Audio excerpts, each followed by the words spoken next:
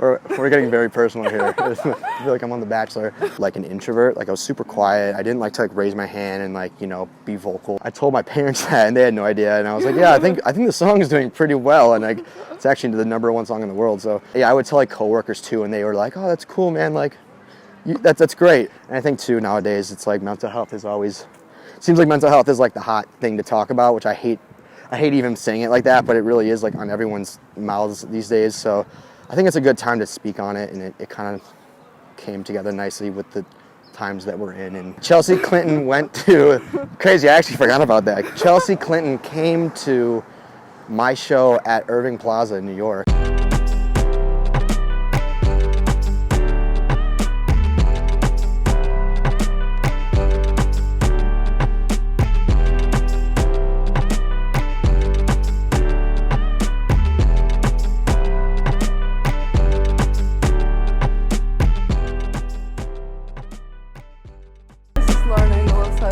Today I'm here with QUINN XCII. Hey. Especially on my birthday today. So is it your birthday? Happy birthday. Holy shit. That's so cool. It's the coolest interview for my birthday. That's so cool.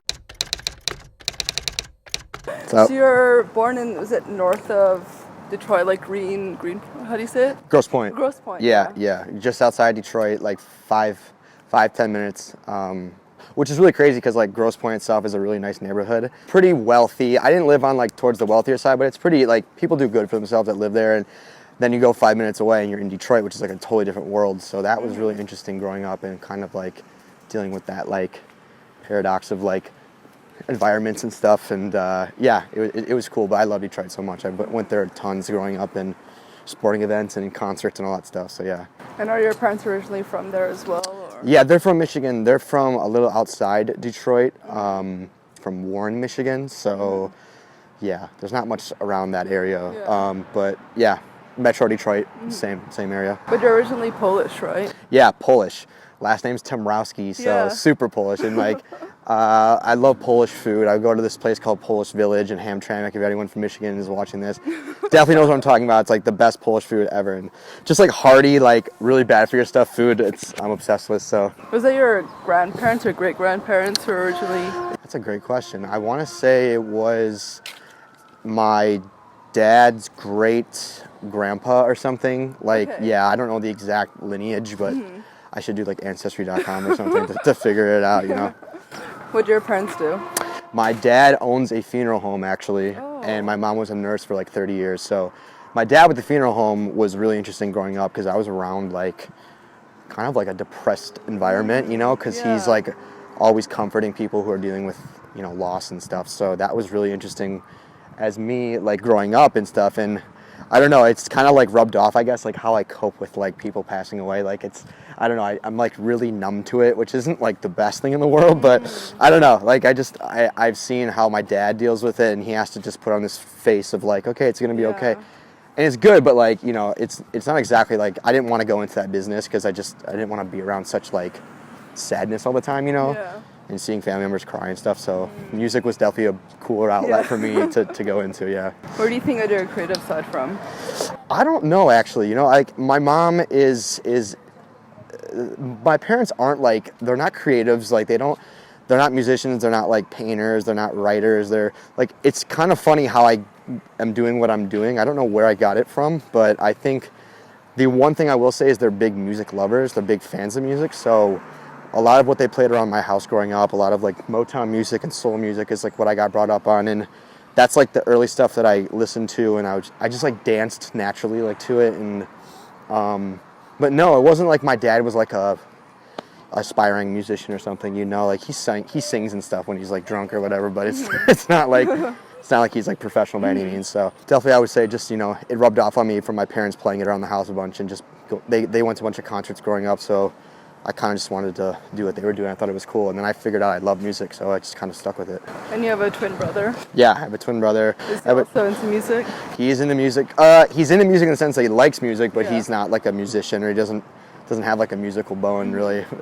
Did you feed off each other growing up with music? Yeah, a little bit. I think him and I like share taste in music a lot, but I think I was the one who really just like went for it. I had a really big love for writing and stuff, so I took a bunch of creative writing classes in high school, so I kind of fused my love for that with my love for listening to music and kind of turned it into this right now. And then my younger sister too has also loved music, but isn't like aspiring musician or anything. So again, it's weird. It's kind of like I'm like the outcast person that was into music and actually went for it, and don't know where it came from, but yeah, it's cool that it happened. How else would you describe yourself back then growing up? I was a social kid. Like I played sports. Like I tried to stay as active as possible. But then in schools, I was very much like an introvert. Like I was super quiet. I didn't like to like raise my hand and like, you know, be vocal. I just kind of sat at my desk and was really reserved. And it's funny how like what I'm doing now, it's like I'm kind of demanded to be like the center of attention and be like the most vocal person, you know, at shows. Like quite literally, like I have to be the loudest there because I have to command a room and like, you know, channel my energy and like make people have a good time and, you know, have it rub off on them. And so I think what happened really was just like all that stuff bottled up for me in high school, and like the quietness kind of in class, like I don't know, it just kind of like exploded when I started making music, and it just kind of like I got to write about stuff that I was like not really talking about as a kid, and I got to be more vulnerable and just like, yeah, I think it's helped me a lot as a musician, but I don't know. It's pretty strange. Yeah, it's kind of strange like who I was as a kid is what I'm doing now, but it does make sense though, because like I've always loved music, and you know, to look back on like the things I loved as a kid and what I'm doing now totally adds up.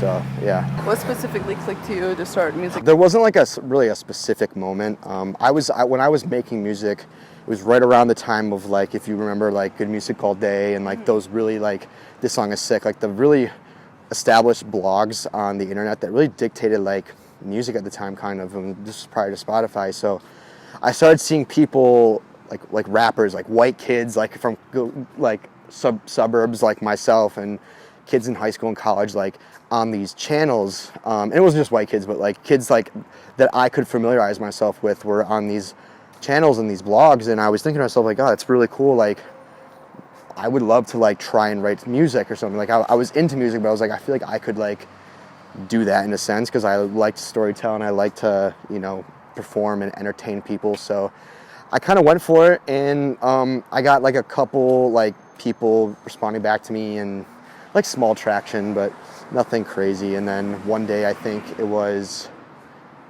Good Music All Day posted a song of mine, and that was like the moment where I was really thinking to myself, this could be really cool.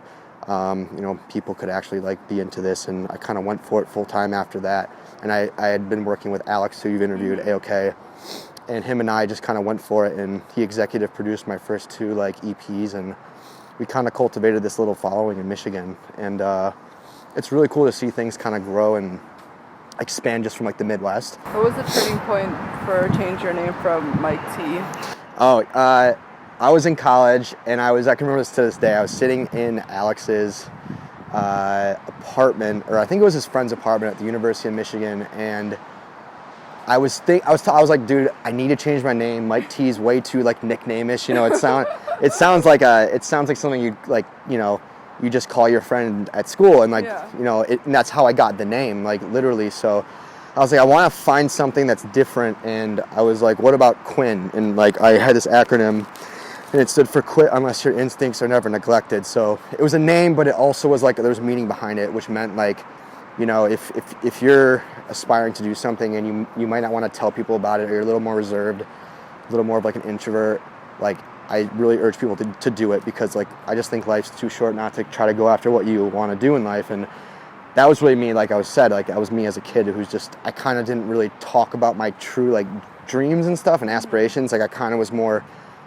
quieter about those types of stuff. So the name kind of like the acronym kind of was easy for me to figure out. And then 92 is just XCII with the Roman numeral, which is the year I was born. So it's I don't know, I just thought the name needed to change. It needed to get a little more like professional sounding, but I don't know, like you see people like Jeezy who, you know, he still says he like regrets changing his name to Jeezy, like thinks it's corny, but it's funny because like I feel the same way too, but I think you know, maybe if you talk to someone else, they might like it, but, you know, I think it's just me being more critical of my own self, you know? I love it though. Yeah, so that's the story behind it, yeah. Why did you want to study advertising? I didn't really want to, actually. I just did it because music wasn't offered at Michigan State, like a program, and I thought that it was kind of the most creative outlet I could do as far as school goes. Like, I didn't like school whatsoever. I was not a good student. Had terrible ADD. I still have terrible ADD, but I couldn't focus like in class, and like I just knew I wanted to do music. And while I was at school, I was like, well, I have to prioritize my time somewhere. So advertising to me was like the closest in writing that I could get to like thinking outside the box. And I do enjoy it. Like, I really enjoyed studying what I did, but I just always knew it wasn't gonna be what I wanted to do when I was older, you know. And I'm so happy that things are working out. So yeah, because I don't know if I could do like a cubicle thing. I don't know if I had the attention span for that. Yeah. Was it your parents who forced you to go to college? Like, did it ever occur to you to do music right out of high school? No, I don't think it was there. Like, I don't think music was like, my career was like established enough to do that at that time. Because this was right around when Alex and I were just making stuff. So like it wasn't popular enough for it to be like a foreseeable like option, and we still hadn't put out enough music yet. So we were really encouraged by our parents to be like, okay, you know, go to school, get your degree, and then, you know, follow your real dream. But I'm glad they did that, because like, you know, if things didn't happen, it would really suck, and I wouldn't have like something to fall back on, you know. So, you know, I wouldn't really have a way to make money. So I'm glad I got my degree, and I was able to meet a lot of people and a lot of good friends I have to this day. And sorry, there's sprinklers here. It's gonna get loud.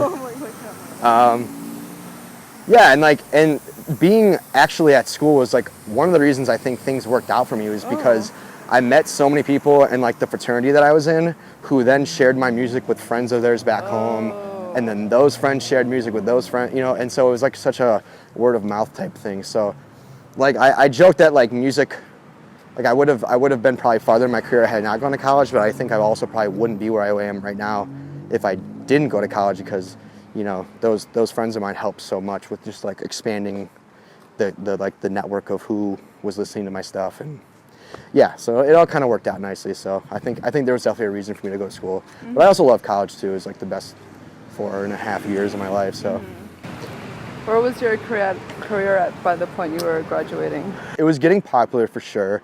I ended up taking, it wasn't at the point where I wanted to be. It wasn't like I could just quit and, you know, move here to LA and do this full time. So I ended up having to take a job at an insurance company in Detroit for like 5 months. I was so bad at the job. I literally, it's so random. It's because my brother got me the job. He still works in insurance, but he got me the job. And I would like literally like sit on my computer and draw, like going like the art like app, like on paint? paint like Microsoft Paint, and draw like hamburgers and just and it's just like no one really supervised me, so I just didn't really do much, and all I was doing all day was just thinking about music, you know. So I don't know, it wasn't getting to the point, like I was still working on music and uploading it to SoundCloud for free, but I wasn't really like seeing something that was gonna really take me to the next level. And it wasn't until we made Kings of Summer, and that happened, I think in I'll just say like 14, I don't remember exactly when, but I found out like one day after work or something that it went to #1 on Spotify, like in the world, like the global chart. And this was kind of in the earlier stages of Spotify too, so I didn't really know what that meant. Like, had that happened now, I would have freaked out, but back then it wasn't as like an established like thing to know. And so I told my parents that, and they had no idea. And I was like, yeah, I think the song is doing pretty well, and like it's actually the #1 song in the world. So yeah, I would tell like coworkers too, and they were like, oh, that's cool, man, like that's great. And like I'd be like, okay, well, can you finish that? Like it was just like a side conversation. And so I don't know, nothing was adding up. Like I would play shows on the weekends, and I would come back on Monday morning and like report to like like an older woman who was my boss, and I was just like, this isn't adding up, you know, like I have to like change something here. And so I eventually luckily got asked to go on tour with Somo, who's like an R&B singer, and that was my first tour ever, and we just went for it. Alex and I went on tour, and I quit my job and never went back. And so I'm really happy that happened because I don't know if I would have been, I probably would have been working there a lot longer than I would have wanted to. So, yeah, it was cool. Yeah. It was cool to like tell my bosses I'm going on tour. I wasn't just like quitting. I was just like, all right, I'm gonna go tour the country, and so yeah. So cool.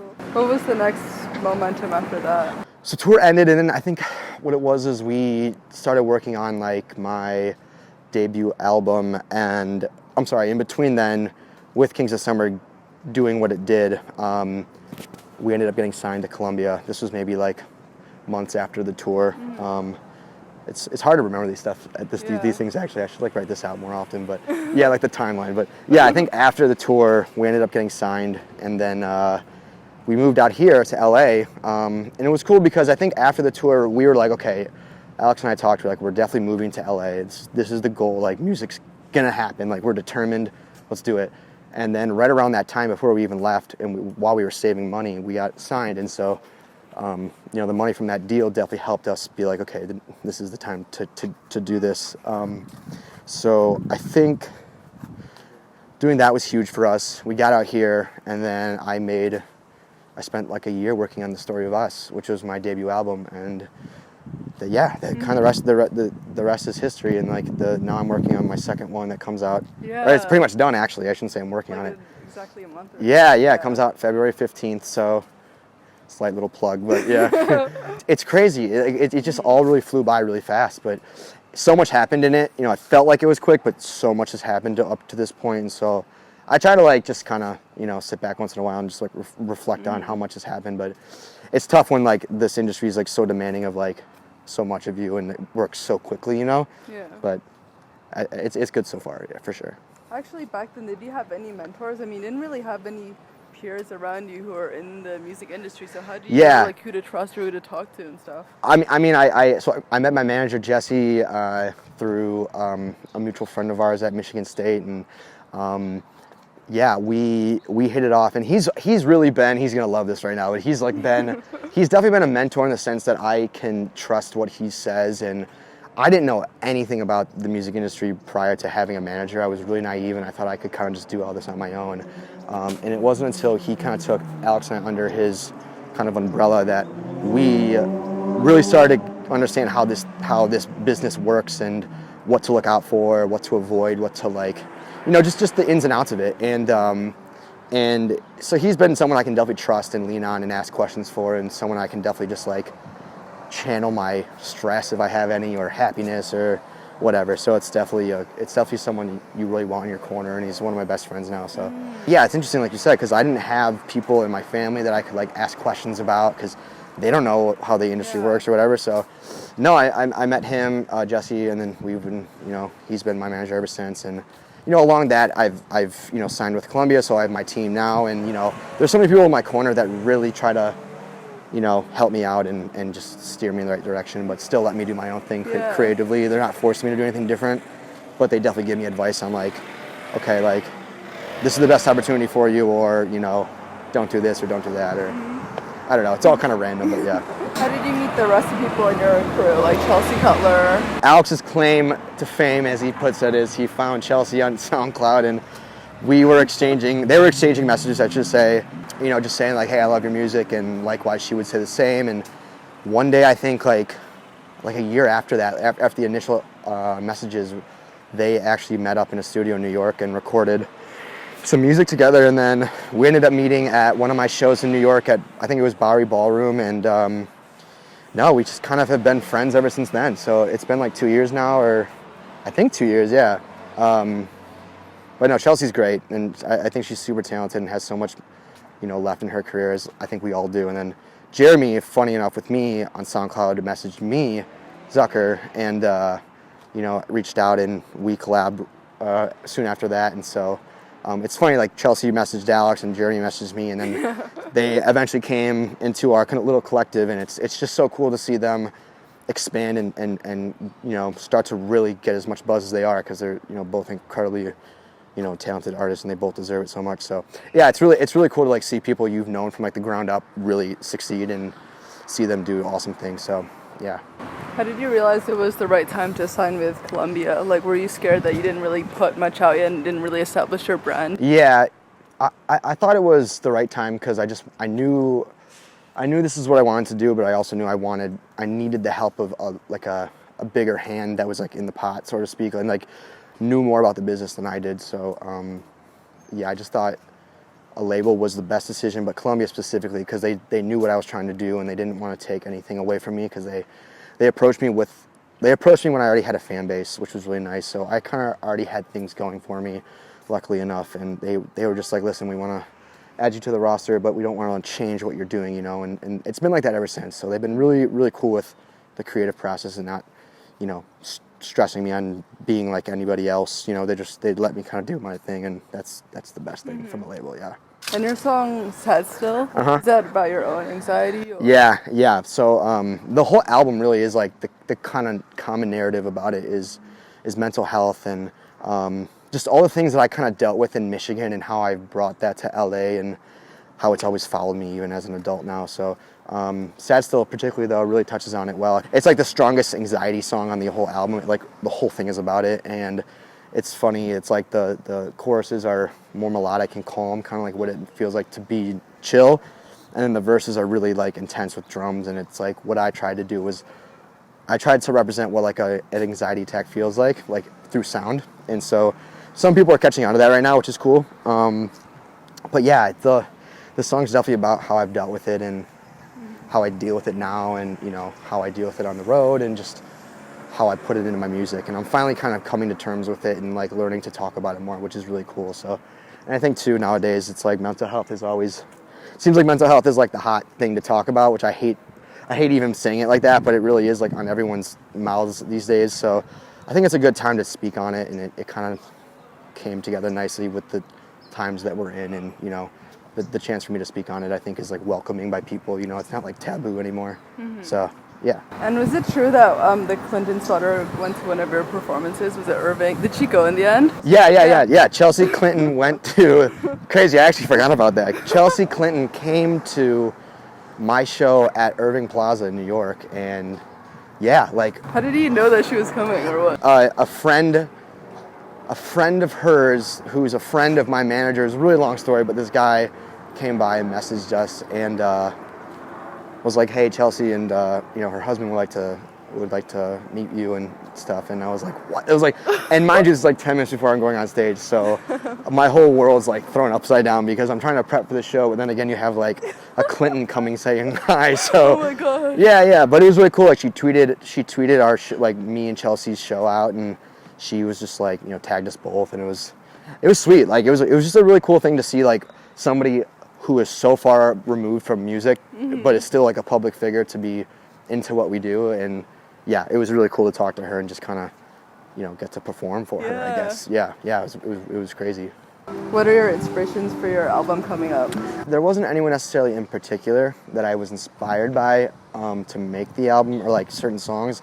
It was more so just finding ways to challenge myself as like a musician and show people that I can keep evolving and like sonically and just kind of going in different areas and stuff. And so I think there's a lot of records on this album, and I think too the singles too have kind of shown people a little bit of my like different side, and that, you know, I'm still into making different music and not getting stuck in like a formula. So I'm really excited to have people hear some of the other songs that they haven't got a chance to hear yet that are on the project, and just kind of show people that, like, you know, that's what I'm trying to give them, is something new every time, every album cycle, and something brand new. How would you say your music has changed compared to the early songs you made, like way back? They're definitely more like they're better written for sure. I think I've become a much better writer.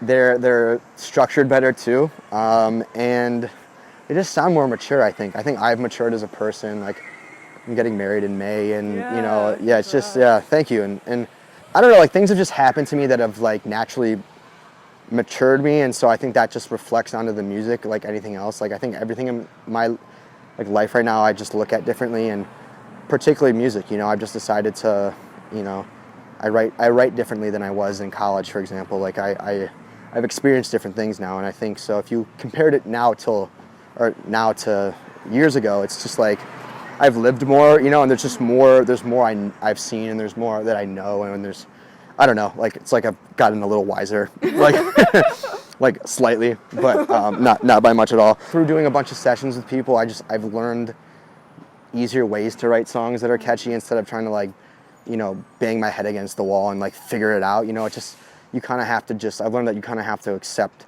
that sometimes you'll get in a rut creatively. Sorry, my voice cracked. And other times, you know, music comes naturally. You know, other times it's really easy to write a song, but you just can't force it. And I think that's what I've learned. And yeah, I'm still learning. Trust me. Like it's not like I've mastered songwriting by any means, but you know, I'm still figuring it out. But those are some tools that I've definitely like got under my belt like up until now. So yeah. Do you have any specific inspirations for your music videos, for your art? I feel like it's all super cohesive. Yeah. There's specific artists. Totally. Yeah. So Wes Anderson's like my number one. Yeah. I don't think it's hard to. I don't think it's hard to realize. He's like my number one inspiration. And I just got the Grand Budapest Hotel tattooed on my arm. Yeah. So if you see it here, I don't know if you can see it, but like, yeah, shout out to my friend Vince who did that. Yeah, no, it's like he's really been the big inspiration of mine as far as like symmetry and colors. And I just thought that like I always wanted to, along with music, I wanted to like show people what my brain was like, is like visually too.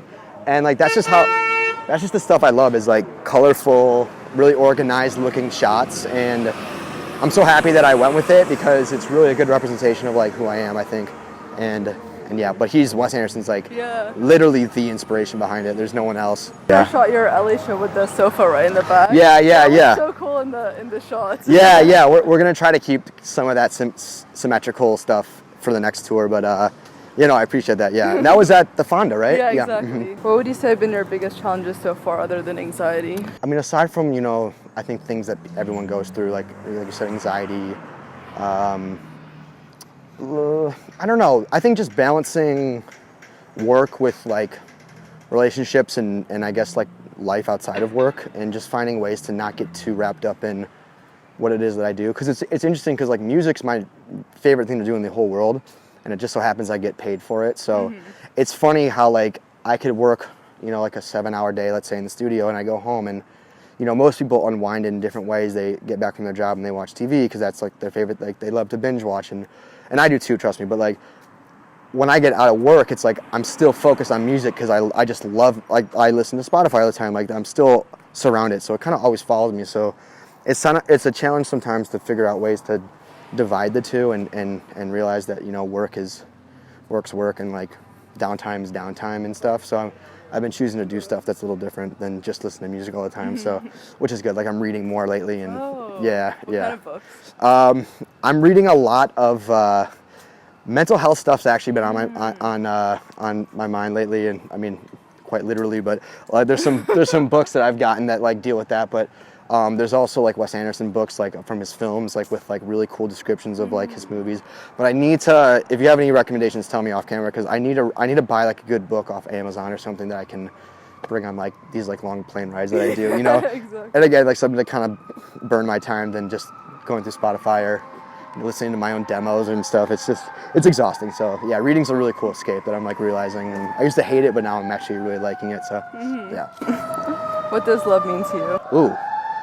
Love means to me, I want to say the right answer because my fiance is going to watch this and she's going to be like, what did you say that? No.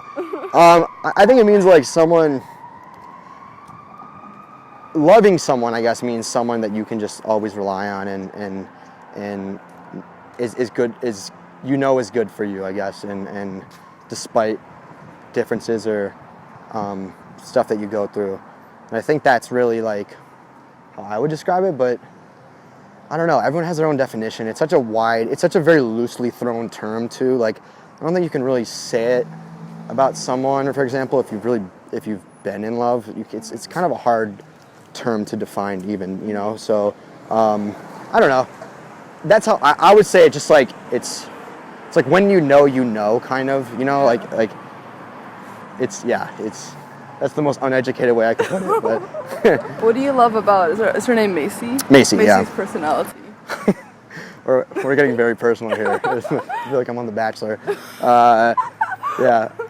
No, I mean, she's great. You're great, Macy. No, she's just super. I mean, she keeps me in check for sure. Like she definitely like makes sure that, you know, she does things for me that I really, really appreciate, like cooking and cleaning and stuff, and like she's great at that, and like takes burdens off of me that I don't really want to have to deal with. But like she's just also there, very like supportive emotionally, and like she's an interior designer, so she works in a creative industry, so she gets like the headaches that I go through, and you know, the constant like overthinking of things, and she gets it totally. So it's nice to have somebody who like can definitely like sympathize with you in that sense, you know, and has gone through those similar experiences. So we get to talk about those things a lot, which is really nice. Yeah. Last question, what do you want to be remembered for? What do I want to be remembered for? Just someone who was positive and cared about others and wanted to, you know, help others, I guess, through it is what I do, you know. And if that's how I can do it through music, then I'm more than happy to do that. So yeah, I love this. Thank you so much. Bye, guys. Bye.